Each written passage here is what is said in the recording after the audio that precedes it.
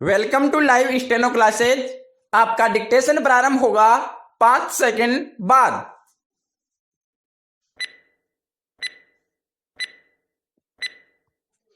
Yes, start. सृष्टि के सभी प्राणों का आधार ऋषि प्राण है।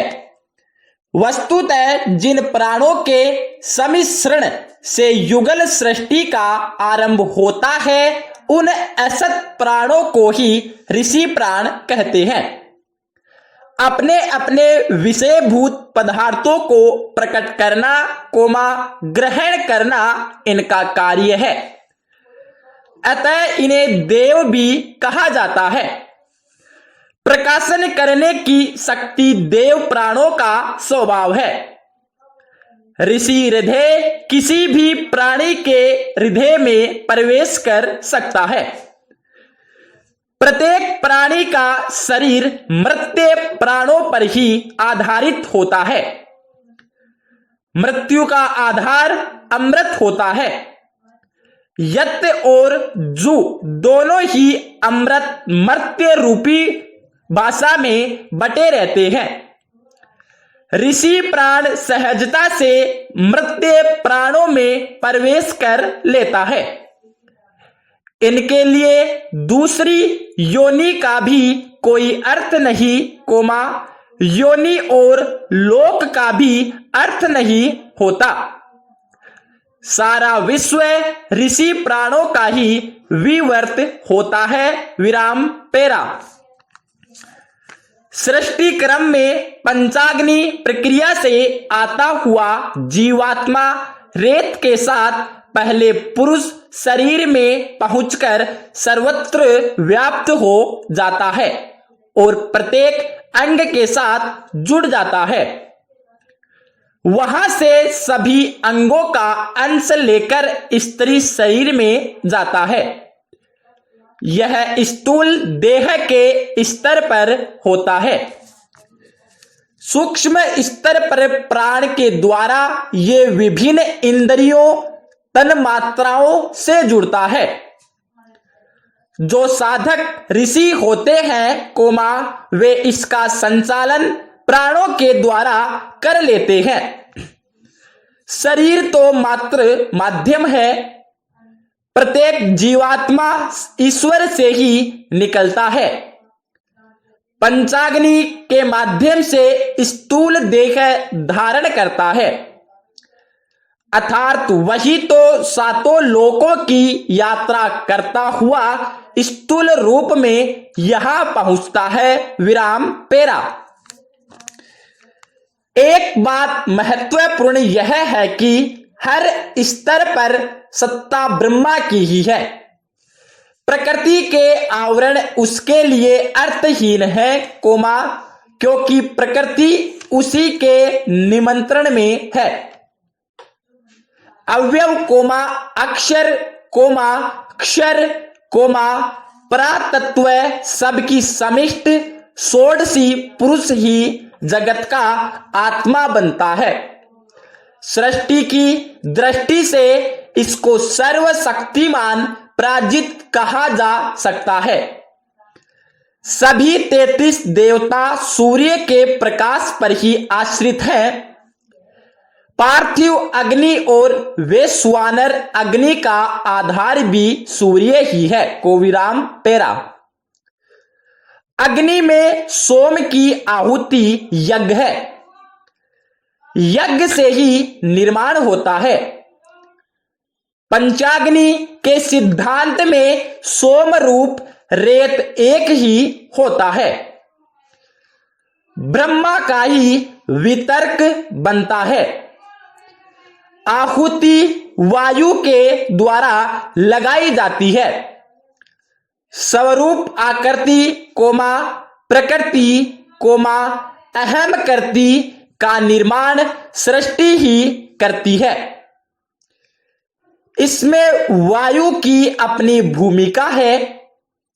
वही रेत को उड़ाकर स्थान से चुस्त कर सकता है। सोम का द्रव्य रूप वायु है, अग्नि का वायु रूप यम है, विराम पैरा। हमारी सृष्टि भी जल से ही होती है। जल के भीतर ही ब्रह्मा का पुम भ्रूण आगे बढ़ता है। इसी से आत्मा रूपी सूर्यों का प्रादुर्भाव होता है। महद लोक तक की ये सारी क्रियाएं अति सूक्ष्म है। वायु की भूमिका का अध्ययन अनेक रहस्यों को प्रकट कर सकता है।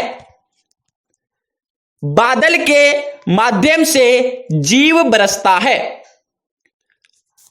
वायु ही तय करेगा कि कौन सा जीव किस देश, समुद्र या अंतरिक्ष में बरसेगा, किस प्रकार के अन्य वनस्पति में प्रवेश करेगा, अन्य फल किस देश या मंडी में बिकेगा, किसके पेट में जाएगा, कौन उस अन्न को खाने के लिए विदेश जाएगा अथवा विदेश से मंगाकर खाएगा, विराम पैरा। आपने कुंती पुत्र कर्ण की कथा पढ़ी होगी। दशरथ ने यज्ञ की खीर खिलाकर पुत्र प्राप्त किए थे। थूक निगलने से मछली के पेट से मकर ध्वज जन्मा था। द्रौपदी यज्ञ से प्रकट हुई थी और नरसिंह अवतार खंबे से।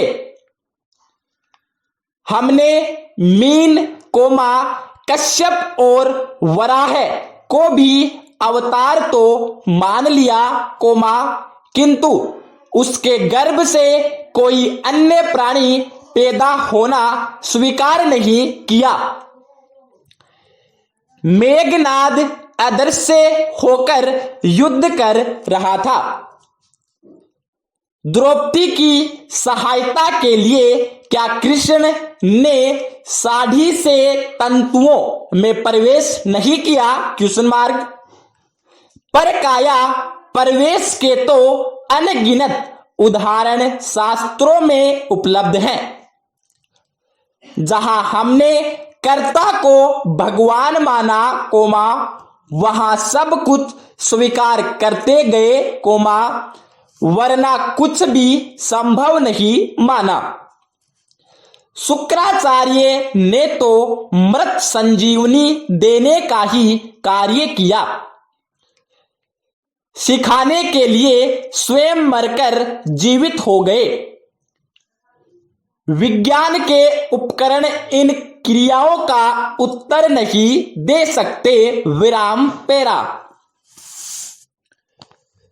सूर्य की आराधना से प्राप्त शक्ति से सूर्य रेत को सीधा ग्रहण किया जा सकता है, कुंती की तरह। मंत्रों द्वारा देवताओं का आह्वान हर अनुष्ठान में किया जाता है। देवता स्वयं उपासना से शक्तिमान होकर इच्छित वरदान देने योग्य बन जाते हैं। तब वे अन्न के साथ दशरथ के यज्ञ की खीर में भी रहते हुए रानी के शरीर की वे सुवानर अग्नि में प्रविष्ट हो सकते हैं। संतति लाभ हो जाता है। हम जल में, वायु में, सभी तत्वों में विष्णु के अवतार देख सकते हैं, स्वीकार कर सकते हैं, जो कि शुद्ध अदृश्य प्राणी क्रियाएं ही है। तब स्थूल जगत में उनको क्यों नहीं मान पाते? इसका परिणाम यह होता है कि हम सूक्ष्म क्रियाओं की विवेचना को भी स्थूल मानकर ही करते हैं। विराम 13। हमने मत्स्य कोमा, कूर्म कोमा, वराह जैसे अवतारों को स्थूल रूप देकर व्याख्या करना शुरू कर दी अवतारों की। वहां हमने स्वीकार कर लिया कि ये सभी प्राणी विष्णु के समान ही सर्वशक्तिमान थे। जितने शक्ति संपन्न राम और कृष्ण थे कोमा, वे प्राणी भी उतनी ही प्रभावी भूमिका में थे। किसी को यह पूछने की आवश्यकता नहीं पड़ी कि वे कौन थे। मत्स्य जल जीव कोमा, कूर्म जल थल का प्राणी और वराह जल थल पंख पर टिका था। यही सृष्टि का विकास था। इसीलिए इनको विष्णु का अवतार मान लिया। इनके दृष्टिकोण से तो यह भी पता नहीं चलता कि विष्णु कौन थे। ये प्राणी उनके अवतार क्यों कहलाए। पूर्ण विराम। धन्यवाद।